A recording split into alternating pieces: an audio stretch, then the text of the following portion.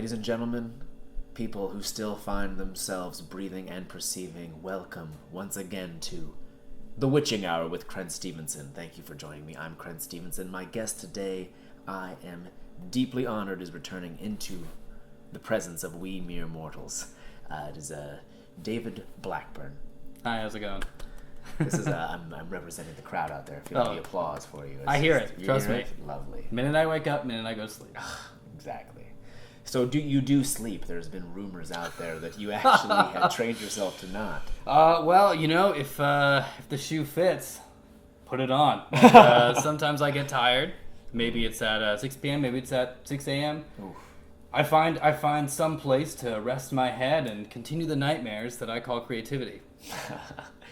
And we're thankful that you do. So, your latest novel is one that has really just sank its teeth into a topic that all of us were almost too afraid to discuss, but black cats. Oh, yeah. Yes. Yeah. We've always feared them. We've always known they carry some element of the fates with them.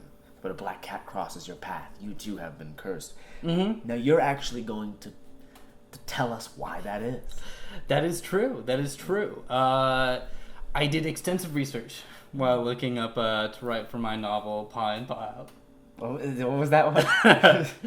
Pie and Pie Out? Pie and Pie Out. Paw in, paw out. Yes. And it is a Thai word that I created, but it sounds Thai. Mm-hmm. I love Thai food. It's a little spicy. It is, but isn't that... It's almost like spicy food is the horror novels of foods. It challenges us to realize that we actually are living Hopefully beings. there's less peanuts in my writing. I'm certain there are. Yes, so your main protagonist, Julia McJewel. Now, what about her made you feel like cats were the ones to truly undo her?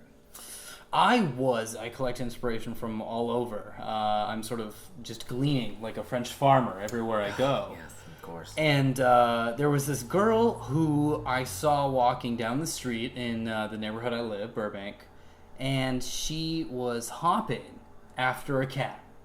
And I just thought, women, so cat-like. Why has that never been written? So true. I've often thought it myself. Mm-hmm. And so I did it. A lot of people talk about it. I did it. You did it. Yeah, so she transforms into a cat. Much like Metamorphosis by Franz Kafka. Franz Kafka, of course. Yes. And she lives her entire life as a cat. Oh. Now, have you ever, in your many transcendent periods where we all know you derive a lot of your ideas, have you ever taken the mind of a cat? Have you ever gone on a journey as one? Twice, Oh. yes. But I don't like to speak about them. All right, well, I think that I will then quickly sort of, skedaddle out of that territory. We know we know that there are dark recesses of minds, but the thing I've always wondered was, there was one time when I was a 14-year-old boy and a black cat crossed my path, and things have been uphill ever since.